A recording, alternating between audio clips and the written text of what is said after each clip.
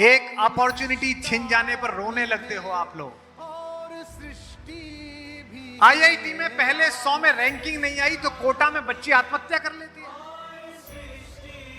बताइए, पार्षद का टिकट नहीं मिला तो जहर पी लेता है आदमी। कितना मूर्खतापूर्ण काम है ये।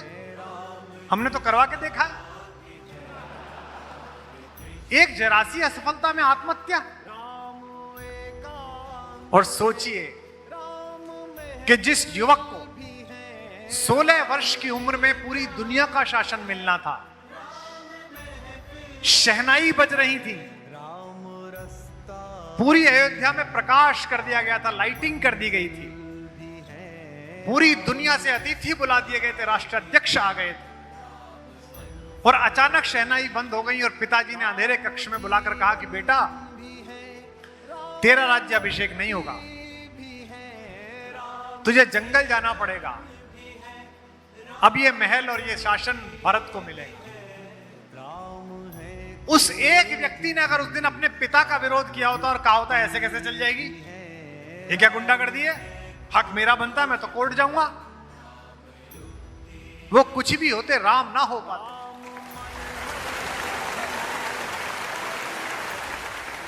जिस युग में हम हुए वही तो अपने लिए बड़ा है।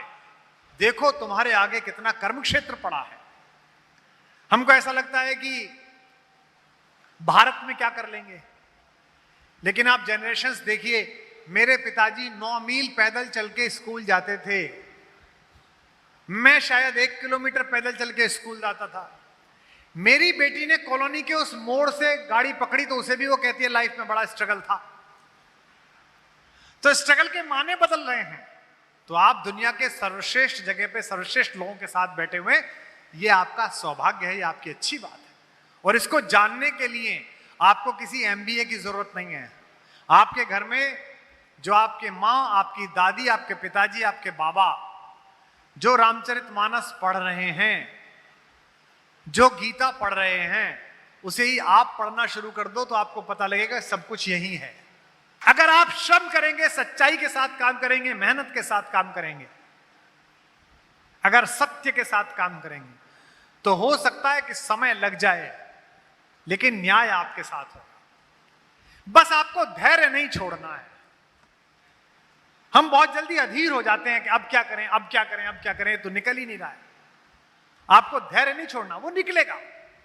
अगर सफलता पानी है तो 3 बातें रखना। पहली, पेशेंस, धैर्य रखना कि समय आएगा तुम्हारा भी। दूसरी, प्रेजेंस, अपने आप को दिखाते रहना काम में, घर मत बैठना, उदास मत होना, ऑफिस में बंद मत हो जाना, डिप्रेशन में मत आ जाना। और तीसरा, परसुएंस, मैं कैसी नौकरी चाहता हूं, कैसी कंपनी चाहता हूं, ये खुद से और दुनिया से कहते रहना। ये 3 बातें, 3 P मिल गई तो सिग्नेचर की प्रोसेस कोई रोक नहीं सकता। इसीलिए मैं बार बार कहता हूं कि रामचरितमानस पढ़ो। एक अपॉर्चुनिटी छिन जाने पर रोने लगते हो आप लोग।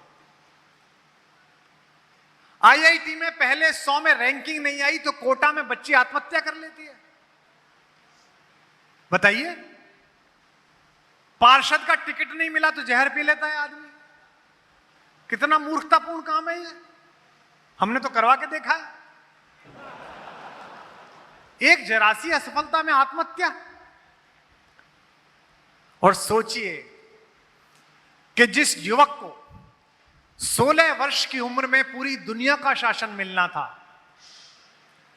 शहनाई बज रही थी, पूरी अयोध्या में प्रकाश कर दिया गया था, लाइटिंग कर दी गई थी, पूरी दुनिया से अतिथि बुला दिए गए थे, राष्ट्राध्यक्ष आ गए थे, और अचानक शहनाई बंद हो गई और पिताजी ने अंधेरे कक्ष में बुलाकर कहा कि बेटा, तेरा राज्याभिषेक नहीं होगा, तुझे जंगल जाना पड़ेगा, अब ये महल और ये शासन भरत को मिलेगा। उस एक व्यक्ति ने अगर उस दिन अपने पिता का विरोध किया होता और कहा होता ऐसे कैसे चल जाएगी, ये क्या गुंडागर्दी है, हक मेरा बनता, मैं तो कोर्ट जाऊंगा, वो कुछ भी होते, राम ना हो पाते। और ये पंक्ति सुनकर बताइएगा, यहां बैठे हुए लोगों, मैं अक्सर लोगों से बोलता हूं, आपको कई बार ऐसी साइट पर काम मिलेगा, ऐसी जगह काम मिलेगा जहां चुनौतियां, जहां जंगल है, आप कहोगे गुड़गांव ही दे देता सेठ, कहां भेज दिया मुझे, कहां का सामान बनाने भेज दिया, कहां का बेचने भेज दिया। राम जब तक अयोध्या में थे तब तक केवल युवराज राम कहलाए, और जब जंगल जंगल भटक कर 14 साल बाद लौटे तो भगवान राम कहलाए।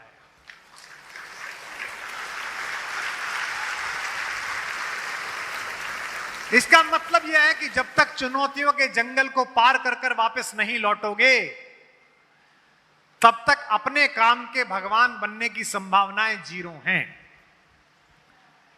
मैंने आपसे जब बातचीत शुरू की तो पहला वाक्य मैंने ये बोला कि मैं 35 साल से मंच पे हूं। तो भाई साहब 35 साल बोलने में तो आधा सेकंड लगा, 1 सेकंड में वाक्य खत्म हो गया। कितने साल से मंच पर हो जी?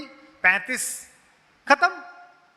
पर 35 साल 35 ही थे, सब में 365 दिन थे, सब में 365 रात थी, और सब में 365 तरीके की चुनौतियां थी। उतना ही समय लगा, उतना ही संघर्ष लगा, उतने ही आंसू लगे। जो कविताएं मैंने आंसू बरसाते हुए लिखी थी वो मैंने मुस्कुराते हुए सुनाई और खिलखिलाते हुए उनसे पैसा और शोहरत कमाई।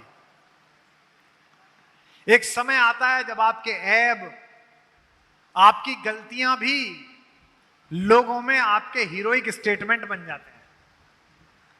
अमिताभ बच्चन पर बात करते हुए क्या कहते हैं? पहली 11 फिल्में फ्लॉप हो गई थी। अमिताभ जी कहते हैं मेरी पहली 11 फिल्में फ्लॉप हो गई थी। क्यों? क्योंकि 11 फिल्में फ्लॉप होने के बाद उन्होंने 12वीं फिल्म जंजीर पाने के लिए मेहनत बंद नहीं करी। अगर 11वीं फिल्म में उनके मन में आ जाता अब बेकार है, मुझसे नहीं होगा, चलो इलाहाबाद वापस, तो वो केमिस्ट थे कंपनी में, कलकत्ता की कंपनी में, आज की डेट में भी पैरासीटामोल बेच रहे होते। अमिताभ बच्चन ना होते। मराठी के एक प्रोफेसर साहब का लड़का जो मराठी में एक कॉलेज में पढ़ाते थे बंबई में, वो 10वीं क्लास में फेल हो गया।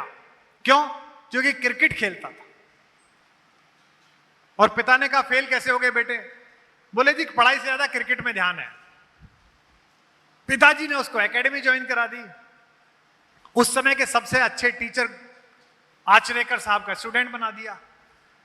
आज आप जाइएगा महाराष्ट्र, मराठी में 10वीं क्लास में एक किताब है हमारे आदर्श, मराठी भाषा में, उसमें 8वें नंबर पर उसी 10वीं फेल लड़के का फोटो छपके उसके बारे में लिखा हुआ है, नाम है सचिन रमेश तेंदुलकर।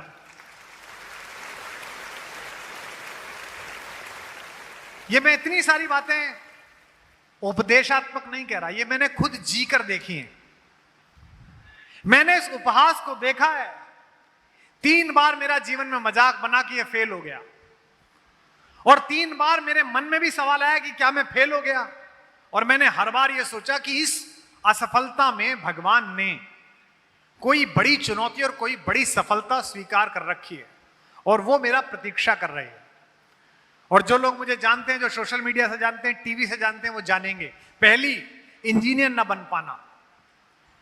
मैं इंजीनियर नहीं बन पाया। 117 रुपए का फॉर्म भरा था मैंने आईआईटी में, और आईआईटी में मैं 23 नंबर से सेलेक्ट नहीं हुआ। मेरे पिताजी ने कम से कम 3 बार मेरी मां के सामने कहा 117 रुपए लगा दिए। मैं फेल हुआ, नहीं हो पाया। पहली असफलता, उसने मुझे साहित्य की तरफ प्रेरित किया। दूसरी असफलता, प्रेम किया, और लगा कि ये प्रेम जो है सफल हो जाएगा। सफल मतलब उस समय मैं यही समझता था कि सफलता माने विवाह, पता नहीं था। तब भी मुझे लगा कि दुनिया लुट गई, सब खत्म हो गया।